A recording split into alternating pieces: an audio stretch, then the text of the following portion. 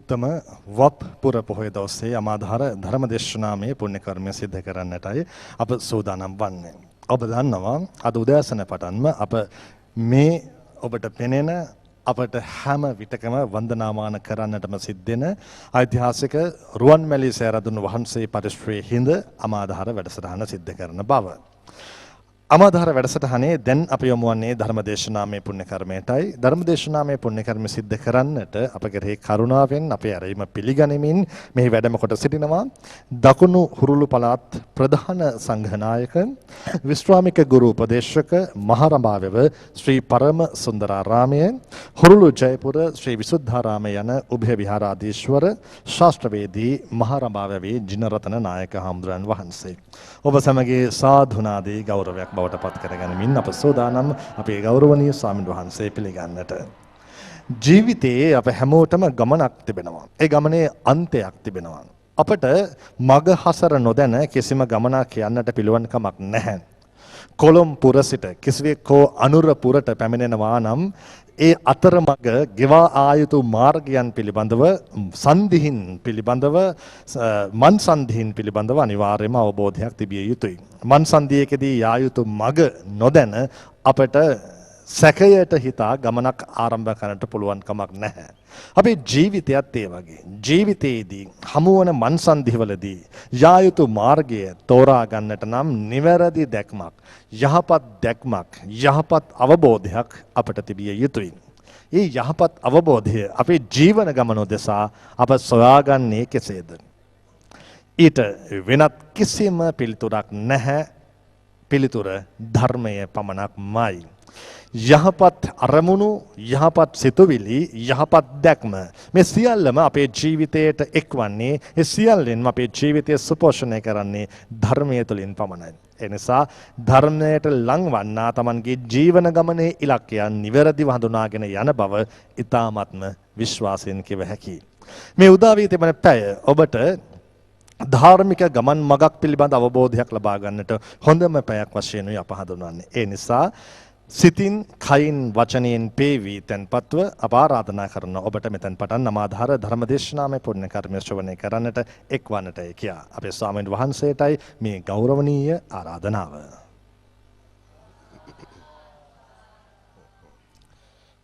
පින්නතුන් නමස්කාරය කියන්න.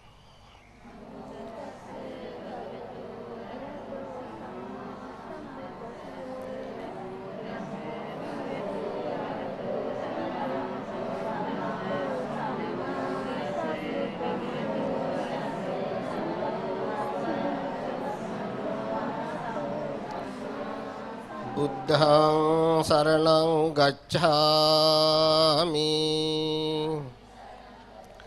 ධම්මං සරණං ගච්ඡාමි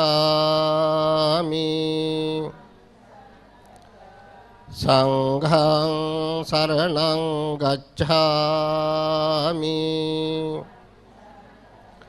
ဒုတိယံ පි බුද්ධං සරණං ගච්ඡාමි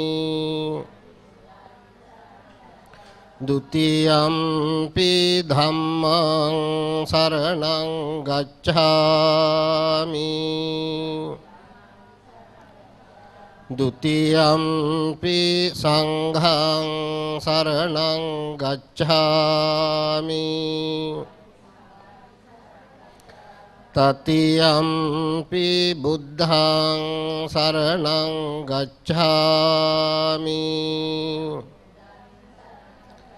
තතියම්පි ධම්මං සරණං ගච්ඡාමි තතියම්පි සංඝං සරණං ගච්ඡාමි පාණාති පාතා වේරමණී සික්ඛාපදං සමාදියාමි අදින්නා දාන වේරමණී සික්ඛාපදං සමාදියාමි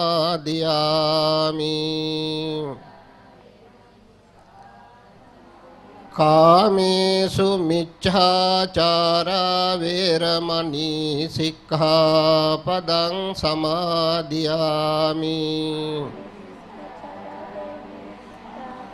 මුසාවාදා වේරමණී සික්ඛාපදං සමාදියාමි. සුරාමේරය මජ්ජපමා දට්ඨානා වේරමණී සික්ඛාපදං සමාදියාමි.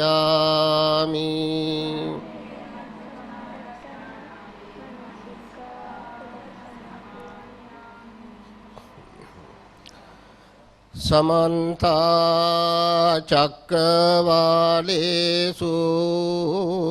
अत्र गच्छन्तु देवता सद्धम्मं मुनिराजस्य सुनन्तु सग्गमुक्खदं धम्मश्रवण कालो अयं भदन्ता धम्मश्रवण कालो अयं भदन्ता धम्मश्रवण कालो अयं भदन्ता. नमो तस्स भगवतो अरहतो सम्मा सम्बुद्धस्स नमो तस्स भगवतो अरहतो सम्मा सम्बुद्धस्स नमो तस्स भगवतो अरहतो सम्मा सम्बुद्धस्स. एवं मे सुतं एकं समयं भगवा वीरञ्जायं विहरति नलेरुपुचि मन्दमूले अतको पहारादो असिरिन्दो येन भगवाते नुपसंकमी उपसंकमित्वा भगवन्तं अभिवादित्वा एकमन्तं अट्ठासि एकमन्तं स्थितं कोपहारादं असुरिन्दं एतद्वोच अपिपन पहाराद असुरा महासमुद्रो अभिरमतीति.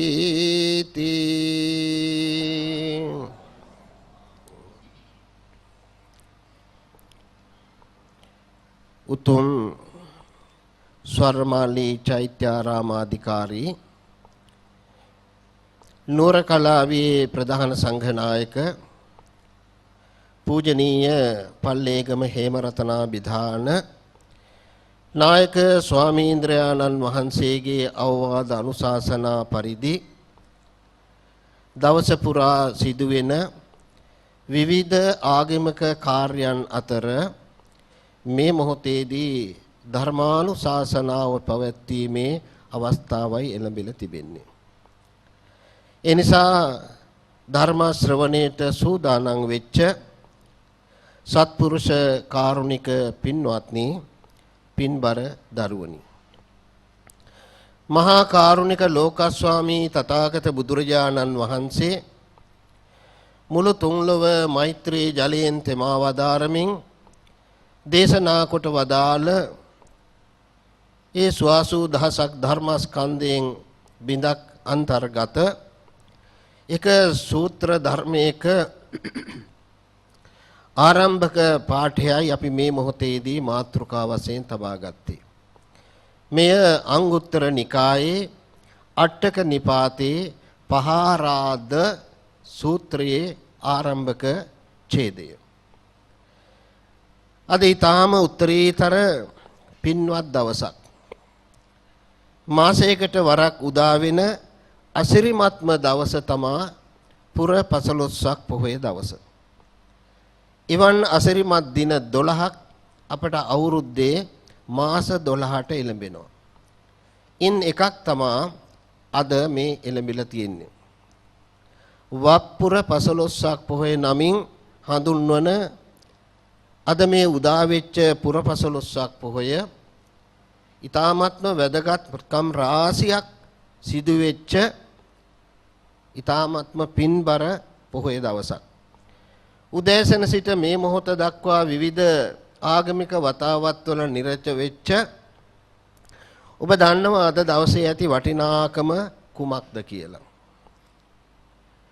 එදා ඇසල පුරපසළොස්වක් පොහොය දවසේ පෙරවස් සම්මාදන් වෙච්ච උපසපන් භික්ෂූන් වහන්සේලා මහා පවාරණය කරනු ලබන දවසයි අද.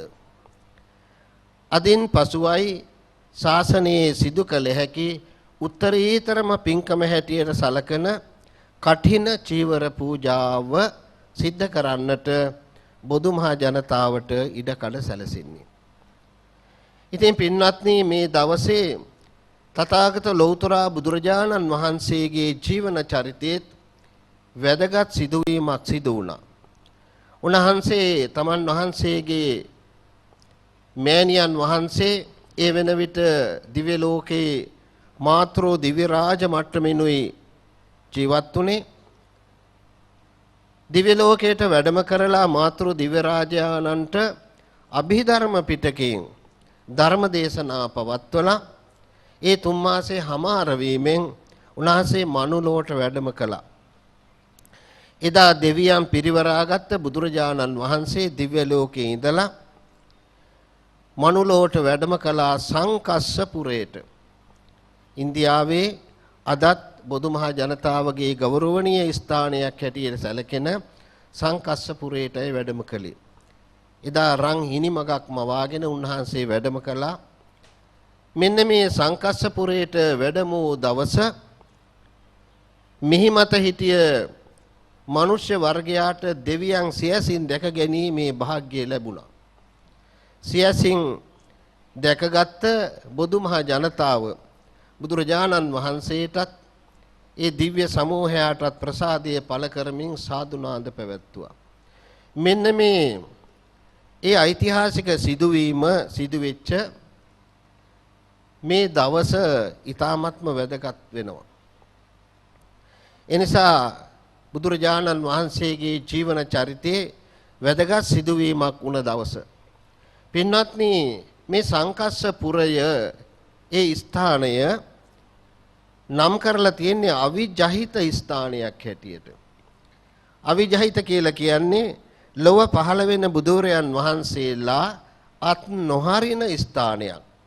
සෑම බුදුරයන් වහන්සේ නමක්ම දිව්‍ය ලෝකයට වැඩම කරලා ධර්මදේශනා පවත්වලා මනුලොවට වැඩම කරන්නේ සංකස්සපුරයටයි. ඒ නිසා මේ සංකස්සපුරය අවිජහිත ස්ථානයක්. ඒ වගේම බුදුරජාණන් වහන්සේලා ධම්සක් පැවතුම් සූත්‍ර ධර්ම දේශනා කරන්නේ ඉසිපතනේ මිගදායේ මෙයත් අවිජහිත ස්ථානයක්. මෙන්න මේ බඳු ස්ථාන දඹදිව කිහිපයක් පිහිටලා තියෙනවා. ඉතින් එවන් උත්තරීතර සිදුවීමක් වුණ වෙලාවේ මතු බුදු වීමට නියමිත අපේ මෛත්‍රී බෝසතාණන් වහන්සේ එදා සිරිවර්ධන කියන නාමයෙන් උපන් කුල පුත්‍රයෙක් වයි ජීවත් වුණේ. ඒ සිරිවර්ධන තරුණයා තවත් පිරිවර 500ක් සමග අපේ ගෞතම බුදුරජාණන් වහන්සේ සමීපෙහි පැවිදි භාවයේ ලැබුවෙත් අද වගේ දවසක. එනිසා මේ වගේ ඓතිහාසික සිදුවීම් වලින් අලංකාර වෙච්ච දවස මේ පුරපසළොස්වක් පොහොය. ලංකා ඉතිහාසය අරගෙන බැලුවාම අරිට්ඨ මහරහතන් වහන්සේගේ ප්‍රධානත්වයෙන් විනය සංගායනාවක් පැවැත්තුවා. එය සිදු වුණේ අද වගේ පුරපසළොස්වක් පොහොය දවසක. මෙන්න මේ ආදී වශයෙන් වැදගත්කම් රාශියක් දරන පොහොය දවසක උතුම් බණපදයක් අහලා හදවත් සනස ගන්නටයි අපේ පින්නතුන් මේ සූදානම් වන්නේ. ඇතැම් විට අපේ පින්නතුන් මීට පෙර ආතුව මේ අංගුත්තර නිකායේ අටක නිපාතේ පහාරාද කියන සූත්‍රයේ ධර්මයේ අහලා ඇති. ඒ ඇසීම නැවතත් ඒ මතකය අලුත් කරගන්නට අද අවස්ථාව තියෙනවා. බුදුබණේ සඳහන් කරන ධර්ම ශ්‍රවණී ආනිසංස අතර අසුතං සුනාති සුතං පරියෝදපේති. නොයසූ දෙයක් අහන්න ලැබෙනවා ඒකත් භාග්යක්. ඇසූ දේ හරියට නිවැරදිව ධාරණය කරගන්නට අවස්ථාවක් උදා වෙනවා. ඒ නිසා ඔබ නොයසූ දෙයක් නම් අද ප්‍රථමයෙන් අහනවා නම් අසුතං සුනාති කියන ඒ ආනිසංසය ලැබෙනවා. ඇසූ දෙයක් අද අහනවා නම් සුතම් පරියෝදපේති. ඇසූ දේ තහවුරු කරගන්න දවසට බවට අදපත් වෙනවා. ඉතින් පින්වත්නි කාල වේලාව අනුව මේ සූත්‍රය දීර්ඝ වශයෙන් මේ පිළිබඳව කතා කරන්නට අපට ඉඩකඩ නොලැබෙන්න පුළුවන්. ලැබෙන කාලයට අනුව මේ පිළිබඳව යමක් ප්‍රකාශ කරන්නටයි අපි සූදානම් වන්නේ. ඒවා මේ සුතං ඒකං සමයං භගවා වේරංජායන් විහෙරති නලේරු පුචිමන්ද මූලි. බුදුරජාණන් වහන්සේ එක් සමයකී වේරංජා නුවර පුචිමන්ද නලේරු කියන කොසඹ ගහක් මුල වැඩි හිටියා. ඒ වෙලාවේදී පහාරාද කියන අසුරේන්ද්‍රයා බුදුරජාණන් වහන්සේ ළඟට පැමුණුණා. පැමිණිලා වැඳලා එකත්පසව හිටියේ වෙලාවේ බුදුරජාණන් වහන්සේ මේ අසුරේන්ද්‍රයන් අහනවා පහාරාද අසුරේන්ද්‍රය මේ අසුර පිරිස මහා සාගරය දකින්න හරි ආසයි. මේ මහා සයුර දැකලා බොහොම අබිරමණීය වෙනවා සතුටු වෙනවා. ඇයි ඒ විදිහේ ඔබත් ඔබේ පිරිසත් මේ මහා සාගරය දැකලා සතුටු වෙන්න හේතුවක් තියෙනවද කියලා ඇහුවා. ඒ වෙලාවේදී පහාරාද කියන්නේ අසුරයන්ගේ නායකයා. මෙයා සැලකර සිටිනවා ශාන්තිනායක බුදු පියාණන් වහන්සේ මේ මහා සාගරයේ අద్භූත ආශ්චර්ය ගුණ 8ක් තියෙනවා. ඒ නිසායි අපි මේ මහා සාගරය කෙරෙහි මෙච්චර සතුටින් එය අභිරමණය කරන්න කියලා. මොනවද අපූර්ව ජනක සිදුවීම් කියලා අහුවාම පහාරාද අසුරේන්ද්‍රයා ප්‍රකාශ කරන ස්වාමීනි මේ මහා සාගරය අනුපූර්ව නිම්නයකින් යුක්තයි. වෙරළ ආසානයෙන් නොගැඹුරුයි ටිකෙන් ටික තමා දියඹට යන්න ගැඹුරු භාවයටපත් වෙලා මේ පිහිටලා තියෙන්නේ.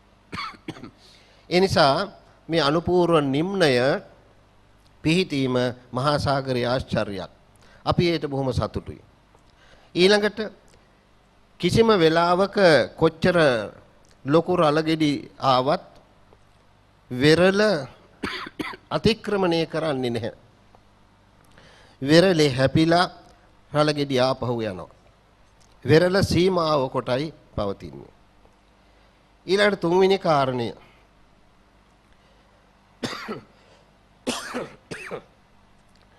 මහා සාගරේ අපවිත්‍ර දෙයක් මලකුණක් කිසිම වෙලාවකවත් මහා සාගරය තියාගන්න කැමති නෑ.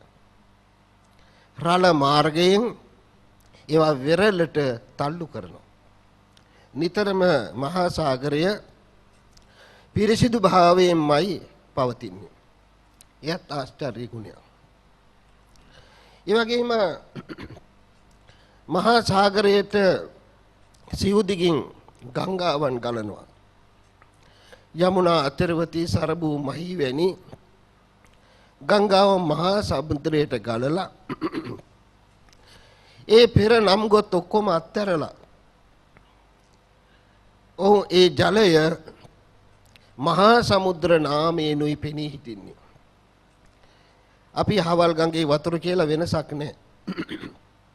මහා සමුද්‍රය නාමයෙන් පෙනී හිටිනවා. ඒකත් විශේෂිතයි. ඒ වගේම කොච්චර වතුර ගලාගෙන ආවත් වර්ෂාවෙන් කොච්චර මහ මුහුදට ජලය එක්ුණත් කිසිම මොහොතක මේ මහා සාගරයේ ජලයේ අඩු වැඩි වීමක් පෙනෙන්නේ නැහැ.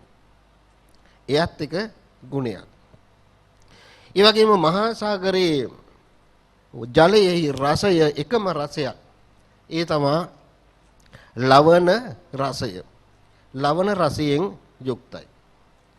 ඊළඟට තවත් ගුණයක් තමයි මේ මහා සාගරය අනන්ත වූ ධන නිධානයන්ට ආකරයක්.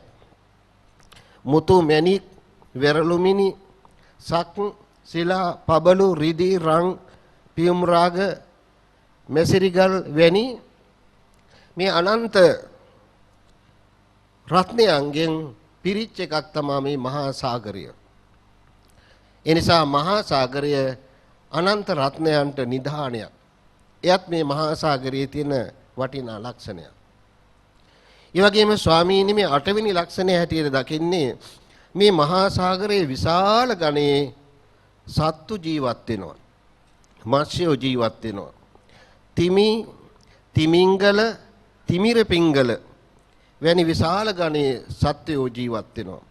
ඒ වගේම අසුර නාග ගාන්ධර්ව වැනි අයත් මේ මහා සාගරයේ ජීවත් වෙනවා. ඒ අයට මේ මහා සාගරය වාස භූමියක්. මෙන්න මේ කියන ಗುಣ 8 නිසා අපි මේ මහා සාගරයට මහත්සේ ඇලුම් කරනවා කියලා බුදුරජාණන් වහන්සේට ප්‍රකාශකට සිටියා. මෙහිම ප්‍රකාශ කරපු පහාරාද අසුරේන්ද්‍රයා බුදුරජාණන් වහන්සේගෙන් ප්‍රශ්න කරනවා ස්වාමීනි ඔබ වහන්සේගේ ශ්‍රාවක සංඝයා ඔබ වහන්සේ මේ පෙන්වා වදාළ ධර්ම විනය කෙරෙහි එබඳු ආශ්චර්ය අద్භූත ආකාරයෙන් කටයුතු කරනවාද කියලා. ඒ වෙලාවේදී බුදුරජාණන් වහන්සේ බොහොම පැහැදිලි ලෙස පහාරාද අසුරේන්ද්‍රයා දැක්වූ මේ ಗುಣ 8 තමන් වහන්සේගේ ශාසන භාරධාරී මහා සංඝ රත්නයේ තුල තියෙන බව එකින් එක ප්‍රකට කරවමින් දේශනා කරන්නට යෙදුණා. බුදුරජාණන් වහන්සේ මතක් කරනවා ඔබ මුලින්ම මතක් කර හිටියා මහා සාගරයේ අනුපූර්ව ආකාරයෙන් තමයි ගම්භීර තත්වයට පත් වෙන්නේ කියලා. පහරාද ඔබගේ අවධානය සඳහා මම මතක් කරනවා මගේ ශාසනයත් අනුපූර්ව ආකාරයෙන් තමයි ගම්භීර තත්වයට පත් වෙන්නේ මගේ ධර්ම විනය. එකපාරම කෙනෙක් අරහත් භාවයට පත් වෙන්නේ නැහැ. අරහත් භාවයට පත් වීමට පෙර සෝවාන් සකදාගාමි අනාගාමි වැනි ක්‍රමවේදයක් අනුපිළිවෙලකට ගමන් කරලයි ඒ අරහත් මාර්ගයට පැමිණෙන්නේ. අනුපූර්ව ලක්ෂණයක් තියෙනවා. ඒ නිසා ඒ අනුපූර්ව ශික්ෂා අනුපූර්ව ක්‍රියා වලින් යුක්තයි තමන් වහන්සේගේ ශාසනය. එහෙමනම් ඔබ ප්‍රකාශ කළ පළමුවෙනි ගුණය මගේ ශාසනයේ තියෙනවා. ක්‍රමයෙන් ගම්භීර තත්වයට පත් වෙන ආකාරය. එය සීල සමාධි ප්‍රඥා වැනි ධර්මතාවලුනුත් බුදුරජාණන් වහන්සේගෙන හැරපෑවා. සිල් පුරලා ප්‍රඥාව දියුණු මේ බණ භාවනා කරලා සමාධිගත වෙලා නුවණ දියුණු කරගෙන ප්‍රඥාවන්තයන් තමා අරහත් භාවයට පත් වෙන්නේ. එතන අනුපූර්ව ලක්ෂණය බුදුහාඳුරු පෙන්වුවා. ඊළඟට දෙවෙනි කාරණේ තමයි මහා සාගරයේ තියෙන අපවිත්‍ර දෑ මහා සාගරේ තියාගන්න ඒවා වෙරළට තල්ලු කරනවා. මෙන්න දෙවෙනි එක තමයි වෙරළ ඉක්මව යන්නේ නැහැ. මොනතරම් රළගෙඩියාවත් වෙරළ ඉක්මව යන්නේ නැහැ. වෙරළින් නතර වෙනවා. බුදුරජාණන් වහන්සේ පැහැදිලි කරනවා මගේ ශ්‍රාවක සංඝ සමූහයා ශික්ෂාපද ඉක්මව යන්නේ නැහැ. ශික්ෂාපද ළඟ නතර වෙනවා. ඒවා කඩන්නේ නැහැ. ඒ නිසා වෙරළෙන් රළ නතර වන්නේ යම්සේද ශික්ෂාපද තුලින් මගේ ශ්‍රාවක සංඝයාගේ ඒ හැසිරීම් රටාවන් නතර වෙනවා අනියම් විදියට පවත්වන. ඒ නිසා මේ ශික්ෂාකාමී භාවය නිතර මගේ ශාසනයේ විනේ තියෙනවා. ඒ වගේම තුන්වෙනි එක තමයි මේ අපවිත්‍ර දෑ මහා සාගරේ තියාගන්නේ කිව්වා. ඒ වගේම තමයි පහරාද මගේ ශාසනයේ අපවිත්‍ර භික්ෂූන් ශාසනය තියාගන්නේ නැහැ. ඔවුන් අනෙක් භික්ෂූන් විසින් නිරපනවා. ඔවුන් සසනින් ඉවත් කරනවා. ඔවුන් සසුනින් ඉවත් නොවනවා නම් සංඝ සමාජය තුලින් ඔවුන් ඉවත් කරනවා. එවන් දුසිල් මහණුන් සමග සිල්වත් භික්ෂූන් වහන්සේලා කිසිම ඇසුරක් පවත්වන්නේ නැහැ. අඩුතරමින් කතාබස්වත් කරන්නේ නැහැ. ඒ විදිහේ ඔවුන් ඉවත් කරලීමේ ක්‍රමවේදය බුද්ධ ශාසනයේ තියෙනවා. රළ වලින් මහා සාගර නිතර පිරිසිදු කරන්නේ යම්සේද ශික්ෂාකාමී භික්ෂූන් ඒ දුස්සීල මහණුන් ප්‍රතික්ෂේප කරමින් සසුන පිරිසිදු කරනවා කියන බව බුදුරජාණන් වහන්සේ පැහැදිලි කළා. ඒ වගේම ඔබ මතක් කළා හතරවෙනි කාරණේ හැටියට සිව් මහා ගංගාවල් ගලාගෙන ඇවිල්ලා ඒ ජලය මහා සාගරය හා මුසු වුණයින් පස්සේ ඒ සාගරයේ ජලය කිසිම බෙහෙදයකින් තොරව මහා සමුද්‍ර කියන නාමයෙන් පෙනී හිටිනවා කියලා. ඒ වගේ තමා පහාරාද මගේ ශාසනයටත් විවිධ කුල වලින් ජනතාව ඇවිල්ලා පැවිදි වෙනවා.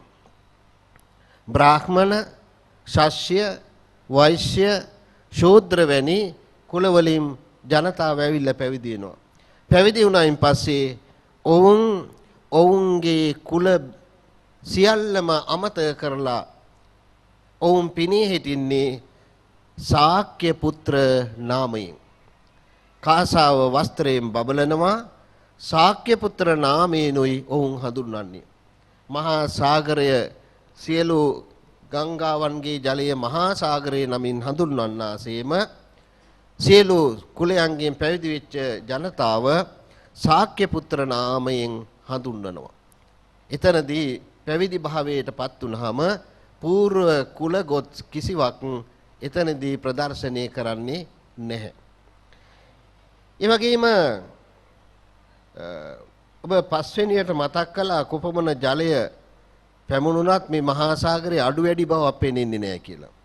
ඒ වගේම තමන් වහන්සේගේ ශාසනයේ පරිනිර්වාණ ධාතුවෙන් පිරිනුවම් පා වදාරන අය කොච්චර පිරිනුවම් පෑවත් නිවනෙහි අඩු වැඩි බවක් පේන්නේ නැහැ. ඕන තරම් කෙනෙකුට නිවන් දකින්න පුළුවන්. එතන ඕන තරම් ඉඩ කඩ තියෙනවා. මහා සාගරයට එන ජලයට මහා සාගරයේ ඉඩ කඩ තියෙන්නේ යම්සේද ඒ වගේම පරිනිර්වාණ ධාතුවෙන් පිරිනුවන් පාන ඕනම කෙනෙකුට නිර්වාණයේ ඉඩ කඩ තියෙනවා. ඒ නිසා මහා සාගරයට ගංගාවල් ගලාගෙන ඇවිල්ලා සැනසෙනවා. තථාගත බුද්ධ ශාසනයේ පැවිදි භාවයේ ලබාගත් භික්ෂුන් වහන්සේලා ඒ ආගමික ප්‍රතිපත්ති අනුගමනය කරලා නිවනින් සැනසෙනවා. ඒ වගේම ඔබ කිව්වා මේ මහා සාගරයට ගලාගෙන එන ගංගාවන්ගේ විවිධ රස වලින් යුක්ත වූ ජලය මහා සාගරයට එක්වුනහම ලවණ රසයෙන් යුක්තයි කියලා. පහාරාද ඔබේ අවධානය සඳහා මා ඉදිරිපත් කරන්නේ තමන් වහන්සේගේ ධර්ම විනයේ රසය වෙන කිසිවක් නෙවෙයි විමුක්ති රසය පමණයි. තමන් වහන්සේ මේ ධර්ම විනය ඉදිරිපත් කරලා තියෙන්නේම ලෝක සත්වයාගේ විමුක්තිය සලසා ගැනීම සඳහායි. ඒ නිසා මෙහි ඇත්තේ විමුක්ති රසය විනා වෙන කිසිම රසයක් නොවේ කියලා බුදුරජාණන් වහන්සේ එදා පහාරාද අසුරේන්ද්‍රයාට ප්‍රකාශ කළා. ඊළඟට හත්වෙනි කාරණේ හැටියට ඔබ ප්‍රකාශ කළා මහා සාගරයේ විවිධ රත්නයන්ට ආකරයක් කියලා. මහා සාගරය විවිධ රත්නයන්ට ආකරයක් කියලා. මගේ ශාසනයත් විවිධ රත්නයන්ට ආකරයක්. මගේ ධර්ම විනය තුල ශාසනය තුල තියෙන රත්න මොනවද? සත්‍තිස් බෝධිපාක්ෂික ධර්ම නැමැති රත්නයන්ගෙන් පිරීලා තියෙන්නේ. 37ක් බෝධිපාක්ෂික ධර්ම තියෙනවා. ඒ බඳු සත්‍තිස් බෝධිපාක්ෂික ධර්මයන්ගෙන් තමා මගේ ශාසනය පිරීලා තියෙන්නේ. මගේ ශාසනයේ බර කියාපාන ඒ අගනා මුතුමැණික් තමා සත්‍තිස් බෝධිපාක්ෂික ධර්ම. මොනවද මේ සත්‍තිස් බෝධිපාක්ෂික ධර්ම? සතර සතිපට්ඨාන, ඊළඟට සතර සම්‍යක් ප්‍රධාන වීර්ය, ඊළඟට සතර ඉරිදිපාද. එතන හතරේ වා තුනක් කිව්ව එතකොට 12යි. පංච ඉන්ද්‍රිය පංච බල. එතන 10ක් කියුණා 22යි. සත්ත බොජ්ජංග 22යි 7යි 29යි. ඊළඟට ආර්ය අෂ්ටාංග මාර්ගය 29යි 8යි 37යි. මෙන්න මේ සත්‍තිස් බෝධිපාක්ෂික ධර්ම නැමැති මහාර්ග රත්නයන්ගෙන් තමන් වහන්සේගේ ශාසනය පිරීලා තියෙනවා. මේවා මේ සත්‍තිස් බෝධිපාශික ධර්ම ප්‍රගුණ කරලා උත්තරීතර තත්වයට පත් වෙච්ච සෝවාන් සකදාගාමි අනාගාමි අරහත් කියන මාර්ගස්ත ඵලස්ත වලට පත් වෙච්ච බොහෝ දෙනා මේ සසුනේ ජීවත් වෙනවා. ඒ නිසා සරියුත් මහරහතන් වහන්සේ ධම් සෙනවි තනතුර දැරුවා. මුගලන් මහරහතන් වහන්සේ 이르දි ප්‍රාතිහාර්ය පාණවුන් අතර අග්‍රස්ථානයේ දැරුවා. මහා කාශ්‍යප මහරහතන් වහන්සේ දුතංග ධාරීන් අතර අග්‍රස්ථානයේ දැරුවා. මේ විදියට 80 මහා ශ්‍රාවකයන් වහන්සේලා විවිධ ප්‍රගුණ කළ ධර්මතාවල ආනිසංස කියාපාමින් අග්‍රස්ථානය දැරූ බව ප්‍රකටයි. ඒ නිසා මේ එක රහතන් වහන්සේ නමක් තුල තිබෙන සීල සමාධි ප්‍රඥා විමුක්ති විමුක්ති ඥාන දර්ශන ගුණ මෙතකයි කියලා සීමා කරන්න බෑ. ඒ මෙතකයි කියලා වටිනාකම තක්සේරු කරන්න බෑ. අපට රත්තරන් කැබැල්ලක වටිනාකම තක්සේරු කරන්න පුළුවන්. මුතු ඇටයක වටිනාකම තක්සේරු කරන්න පුළුවන්. නමුත් මහරහතන් වහන්සේ නමකගේ ගුණය, ශක්තිය, බලය කිසිවෙකුට තක්සේරු කළ නොහැකි. එනිසා ශාන්තිනායක අමාමේනී බුදු පියාණන් වහන්සේගේ මේ ශාසනයේ ඇති රත්නයන්ගේ වටිනාකම මෙතෙකයි කියා සීමා කළ නොහැකි බව එදා බුදුරජාණන් වහන්සේ දේශනා කොට වදාළා. සත්‍තිස් බෝධිපාක්ෂික ධර්ම නැමැති මහා රත්නයන්ගෙන් මේ ශාසනය පිරීලා තියෙනවා. ඒ වගේම අටවෙනි කාරණේ හැටියට ප්‍රකාශ කළේ මේ මහා සාගරයේ විශාල ගණේ සත්වයන්ට වාස භූමියක් කියලා. තිමි කියලා වර්ගයක් ඉන්නවා. තිමිංගල කියලා වර්ගයක් ඉන්නවා. තිමිර පිංගල කියලා තවත් වර්ගයක් ඉන්නවා. මහා විශාල ගණේ මහා සාගරයේ ජීවත් වෙන සත්වයෝ. ඔවුන් ගව් ගණන් දිගයි පළලයි කියලායි සඳහන් කරන්නේ.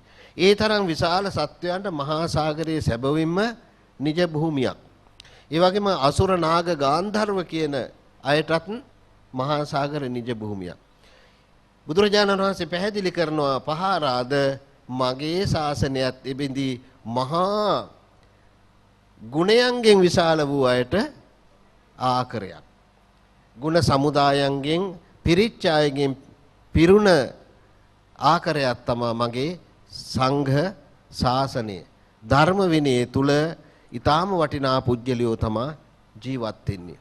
ඒ නිසා බුදුරජාණන් වහන්සේ බලාපොරොත්තු වුණේ තමන් වහන්සේගේ ශ්‍රාවක සංඝ සමූහයා අතින් අල්ප මාත්‍රවත් අකටයුත්තක් වැරද්දක් නොගැලපීමක් ඇති වෙනවා දකින්ට නෙවෙයි. අංග සම්පූර්ණ මිනිසෙක් බිහි කරන්නයි බුදුරජාණන් වහන්සේ කල්පනා කළේ. ඒ නිසා භික්ෂූන්ට අනුදැන වදාළේ ධර්ම කරුණු කල්පනා කරලා බැලුවාම ඒවා ප්‍රගුණ කරපු භික්ෂුන් වහන්සේලා අර මහාර්ග ශක්ති සම්පන්න ජලයේ විසෙන සත්වයන්ට වඩා ශක්ති සම්පන්න යුග පුරුෂයෝ උත්තම පුරුෂයෝ බවට පත් වුණා. උත්තම පුරුෂයෝ බවට පත් වෙලා මේ ශාසනය සෝභමාන කළා. ඒ නිසා බුදුරජාණන් වහන්සේ අදහස් කළේ තමන් වහන්සේ යම්බඳු ආකාරයකින් මේ සාංශාරික දුක් කෙලවර කරලා සම්බුද්ධත්වයේ ලැබලා ඒ ලැබුවා වූ නිරාමිෂ ප්‍රීතිය මේ දුක් විඳින ජනතාව ඒ දුකින් නිදවලා වුන්ටත් ඒ ප්‍රීතිය ලබා දෙන්න. බුද්ධෝසෝ භගවාය ධම්මං දේසේති. බුදුරජාණන් වහන්සේ භාග්‍යවත් වුණා, අරහත් වුණා, සම්මා සම්බුද්ධ වුණා. තමන් වහන්සේගේ දේශනේ ඇසූවනොත් ඒ බඳු භාග්‍යවන්තයෝ බවට පත් වෙන්නට අදහස් කරගෙනයි බුදුහාමුදුරෝ ධර්ම දේශනා පැවැත්වුවේ.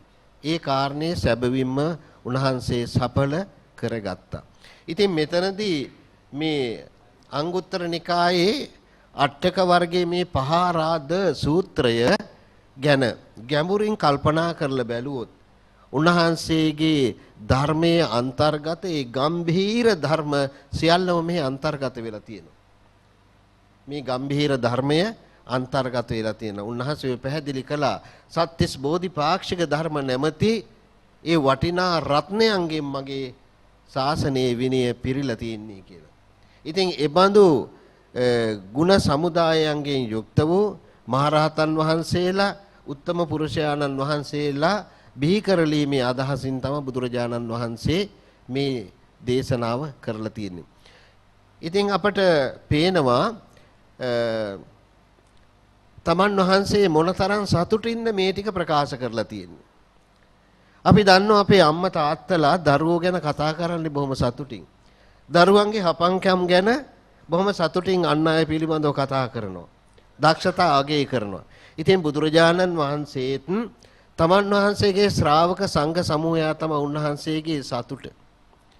ශ්‍රාවක සංඝ සමූහයා ඉන්න ස්ථාවරයන් පිළිබඳව ඒ අයගෙන් සිදුවෙන සේවාවන් පිළිබඳව මහා සංඝ රත්නයේ තියෙන කුසලතාවන් ප්‍රදර්ශනය කරන්න උන්වහන්සේ බොහෝ අවස්ථාවල ඉදිරිපත් වෙලා තියෙනවා. එවන් අවස්ථාවක් තමයි මේ පහාරාද සූත්‍රෙනුත් පැහැදිලි වෙන්නේ. තමන් වහන්සේගේ ශ්‍රාවක සංඝ සමූහයා රටට බරක් වෙච්ච අය නෙවෙයි, රටවැසියන්ගේ ඉදිරි මාර්ගය ඔවුන්ට සතුට ලබා දෙන නිර්වාණයෙන් සැනසීමට උදව් කරන අය බව උන්වහන්සේ මැනවින් ප්‍රකට කරපු අවස්ථා තියෙනවා. එවන් අවස්ථාවක් හැටියට මේ අපට සඳහන් කරන්න පුළුවන්. ඉතින් මේ පහාරාද සූත්‍රයේ ඇසු මේ කරුණු ගැන ශ්‍රවණය කරපු ඒ පහාරාද අසුරේන්ද්‍රයා බොහොම මනවින් සන්තෝෂයටපත් වුණා. තමන් ඇතුළු තමන්ගේ පිරිස මහා සාගරයට ඇලුම් දක්වන්නේ යම්සේද ඒ ගුණයන්ට වඩා ගුණයන් ලෞතර ආමාමේනී බුදු පියාණන් වහන්සේගේ ධර්ම විනය තුල රැඳිලා තියෙනවා කියලා. මහා සාගරයේ තියෙන ගුණ ලෞකිකයි, තථාගත බුදුරජාණන් වහන්සේගේ ශ්‍රාවක සංඝයා ප්‍රගුණ කළ ගුණ, ප්‍රකට කළ ගුණ ලෝකෝත්තරයි. ඒ කියන්නේ මේ ලෝකයෙන් එහා යෑමට තරම් ශක්ති සම්පන්නයි. එයින් සංසාර විමුක්තිය සලසාගත හැකි ක්‍රමවේදයන්ගෙන් පිරුණ එකක් බව පහාරාදේදා අවබෝධ කරගත්තා. ඉතින් කාරුණික පින්වත්නි, ඔබත් මේ සූත්‍රයේ පිළිබඳව මනවින් අවබෝධය ලබාගෙන මේ සූත්‍ර ධර්මවල තියෙන ඒ ගුණයන් අප සන්තක කරගන්න අපි මහන්සි ගන්න ඕන. බණ ඇසීමේ එක දෙයක් තමයි ධර්මයෙන් කියවෙන ගුණ අපි අපේ ජීවිතවලට ඈඳ ගන්න ඕන. එහෙම නැතුව අපි බණ දැනගත්තට මදි, බණ තුල අපි හැසිරෙන්න ඕන. ධර්මයේ තුල අපි හැසිරෙන්න ඕන. හැසිරුණ තරමටයි එහි ප්‍රතිඵල අපට ලබා ගන්න පුළුවන්කම තියෙන්නේ. ඒ නිසා මෙවන් උත්තරීතර ධර්මයන්ගෙන් පෝෂණය වෙච්ච දෙයක් තමයි තථාගත ශාසනය. මේ ශාසනයෙන් ප්‍රයෝජන ගත් අය අනන්තවත් දෙනා සාංශාරික දුක් නැති කිරීමෙන් නිවනින් සැනසුණා. ඊවන් අය බුදුහාමුදුරු ඉගැන්වුවේ ඕහිත භාරෝ අනුපත්ත සදත්තෝ කතකරණීයෝ කියන වචන වලින්. ඕහිත භාර කියලා කියන්නේ හිසේ තියාගෙන ඉන්න බර බිමින් තියාපු අය. අපි කොහොමද? අපි දවසෙන් දවස හිසේ බර වැඩි කරගන්නවා, කරේ බර වැඩි කරගන්නවා. ඒකයි පුහුදුන් අපේ ලක්ෂණය. නමුත් තථාගත බුදුරජාණන් වහන්සේ අපට පැහැදිලි කළේ දිනෙන් දින හිසේ තියෙන බර අඩු කරගන්න, කරේ තියෙන බර අඩු කරගන්න. ඒ බර බිමින් තියන්න. එතකොට ඔබේ සැහැල්ලුව ඔබට තේරෙවි. ඒ නිසා ඕහිත භාර කියන தത്വයට පුජ්‍යලියෝ පත් කරන්නයි බුදුහාඳුරු බණ කිව්වේ. කිසියම් දවසක කත කරණීයයි කියලා සතුටින් ප්‍රකාශ කරන්න, අවස්ථාව උදා කරගන්න. ඒ කිව්වේ මට කරන්න තියෙන දේවල් මං කරලා ඉවරයි කියලා සතුටු වෙන්න. හැබැයි ලෞකික වශයෙන් කළ යුතු දේ කරලා ඉවරයි කියලා නෙවෙයි සතුටු වෙන්න ඕනේ. ලෝකෝත්තර සුවේ ලබන්ට කරගත්ත දේ, කළ යුතු දේ කරලා ඉවරයි කියලා සන්තෝෂ වෙන්න පුළුවන් නම් ඒකයි කතකරණීය කිව්වේ. රහතන් වහන්සේලා එහෙමයි. අවශ්‍ය සිල් පුරලා කෙලෙස් ධර්ම සියල්ලම නැති කරලා අරහත් භාවයටපත් වුණා. කළ යුතු සියල්ලම ඉවර කරලා හිසේ තිබුණ බර ඉවත් කරලා සතුටටපත් වුණා. ඒ නිසා මේ ධර්මයේ ඉගෙන ගැනීම තුළින් අප කරන්නේ ආන්ගේ උදාර සතුට අපි වෙතට ළඟා කරගන්න එක. අපේ තියෙන දුක් ගැනවිලි ඒ අඳෝනාවන් අමතක කරලා ඉවත් කරලා ඒ වෙනුවට සතුට පිරුණු ජීවිතයක් උදා කරගන්නට අපි මහන්සි ගන්නවා නම් එයයි අප විසින් කළ යුතු වැදගත්ම කාර්යය හැටියට ඔබ කල්පනාවට ගන්න. හොඳයි පින්නතුනි, අද මේ වප්පුර 15ක් පොහොය දවසේ මීට වඩා අපට ධර්මානුශාසනාව පවත්වන්නට තරම් කාලයක් ලැබෙන්නේ නැහැ. ඒ නිසා මා මතක් කළේ දවසේ වටිනාකම අනුව සිදුවෙච්ච සිදුවීම් බොහොම කීපයක් විතරක් සටහන් කළා. ඒ වගේම බුදුරජාණන් වහන්සේගේ අනර්ග දේශනයක් වුණ මේ පහාරාද සූත්‍රය ආශ්‍රය කරගෙන අසුරයන් සැනසෙනවා මහා සාගරයේ දෙස බලලා මහා සාගරයේ ගුණ දැකලා බුදුරජාණන් වහන්සේ ඒ ගුණ පරයා යන තරමට තමන් වහන්සේගේ ශාසනයේ විනයේ ඇති ගුණ සමුදායන් ඉස්මතු කරලා පෙන්වුවා. ඒ ගුණ ඉස්මතු කරලා පෙන්වීම තුලින් උන්වහන්සේ දායේ පහාරාද අසුරේන්ද්‍රයාට පමණක් නෙවෙයි මේ ගුණ ප්‍රකාශ කළේ මුළු මහත් ජනතාවටම. එනිසා අපි හැමදෙනාම ඒ ගුණයන් තමන්ගේ ජීවිතවලට සම්බන්ධ කරගන්න වග බලා ගමු. ඒ තුලින් ඔබට උතුම් වූ නිවනින් සැනසෙල්ල ලබා ගැනීමට හැකි වෙනවා කියන ප්‍රාර්ථනාව තියාගන්න. එමනම් කාරුණික පින්වත්නි, අද දවසේ උතුම් රුවන්වැලි චෛත්‍ය රාම ස්ථානයට පැමිණිලා දහසක් බුදු වුණ, ඒ වගේම බුද්ධ ස්පර්ශයෙන් අති පිරිසිදු භාවයට පත් වුණ මේ රමණීය භූමි භාගයේ ලෝකයේම උතුම්ම සිද්ධාස්ථානයට ඇවිල්ලා මේ කරන ලබන උදාර පින්කම් වල ශක්තියෙන් බලයෙන්, ඒ වගේම ධර්ම ශ්‍රවණය කිරීම ආදීන් ඔබ ලබාගත් යම් බඳු කුසලයක් වෙයි නම් ඒ කුසල් තමන් හැදූ වැඩූ පින්බර දෙමාපියන්ට, net පෑදූ ගුරුවරයින්ට, නමින් මිය පරලොව ගිය සකල විද ඥාතීන්ට අපි අනුමෝදන් කරනවා. ඒ නිසා අපව හැදූ වැඩූ පින්බර දෙමාපියන් මේ කුසල් ලබාගෙන සතුටටපත් වේවා, ඔවුන්ගේ ආශිර්වාදය අපට ලැබේවා කියලා අපි ප්‍රාර්ථනා කරමු. ඒ වගේම සම්‍යක් දෘෂ්ටික දෙවියන්ට අපි පින් දෙනවා. දෙවියන් මේ පින් ලබාගෙන සතුටටපත් වේවා, අපවත් කලට වේලාවට ආරක්ෂා කරත්වා කියලා ප්‍රාර්ථනා තබනවා. ඒ වගේම අවසාන වශයෙන් මේ උදාර පුණ්‍ය ධර්මය සිද්ධ කිරීමෙහිලා විවිධාකාරයෙන් උදව් කළ, උපකාර කළ, අනුබල දුන් අනුග්‍රහය දැක්වූ, ධනය ශ්‍රමය වියහිදම් කළ මේ ලොකු කුඩා හැම දෙනාටමත් මේ කුසල් බෙලින් මෙලොව සැනසෙල්ල වේවා, පරලොව සුභ සිද්ධිය සැලසේවා, අවසානයේ ජාත්‍යාදී දුකින් නිදහස්, අමා මහ නිවනින් සදාකාලික සැනසෙල්ල ලැබේවා කියලා ප්‍රාර්ථනා තබන්න. ගෞරවාර්හ නායක ස්වාමින්ද්‍රයන් වහන්සේට අපගේ කෘතවේදීත්වය, නමස්කාරය සහ පුණ්‍යානුමෝදනාව අප ස්වර්ණවාහිනිය තුලින් ප්‍රකට කොට සිටිනවා. ධර්ම ශ්‍රවණය කිරීමට සේම ධර්ම ශ්‍රවණය කිරීම සඳහා ඉඩ හසර සලසා දීමට ගන්නා වෑයමත් මහා පුණ්‍ය කර්මයක්. ඒ වෑයම ස්වර්ණවාහිනිය අප මෙලෙසින් සිද්ධ කරද්දී අපේ ගෞරවනීය ස්වාමීන් වහන්සේගේ මේ යහපත් වැඩමවීම නොවුවා නම් මේ ගෙවුණු පැය මේ තරම් අරුත්බර වන්නේ නැහැ. එහෙමනම් අපේ හිත් යහපත් මගට යොමු කරවීමේ, අපේ හිත් වෙත යහපත් දැක්මක් උදා කර දීමේ පූර්ණ වගකීම සහ ඒ කැපවීම සිදු කළේ අපේ ගෞරවනීය ස්වාමීන් වහන්සේ. ඒ නිසා තමයි තවමත් අදටත් හෙටටත් මතුවටත් හැමදාමත් අපේ ගෞරවනීය මහා සංඝරත්නය අපට යහමඟ හඳුනා ගැනීම සඳහා අතිශයින්ම අත්‍යවශ්‍ය වන්නේ. ඒ නිසා අපගේ කෘතගුණ වේදිත්වය නැවත වතාවක් අපේ ගෞරවනීය නායක හාමුදුරන් වහන්සේ වෙත අප පුද කර සිටිනවා.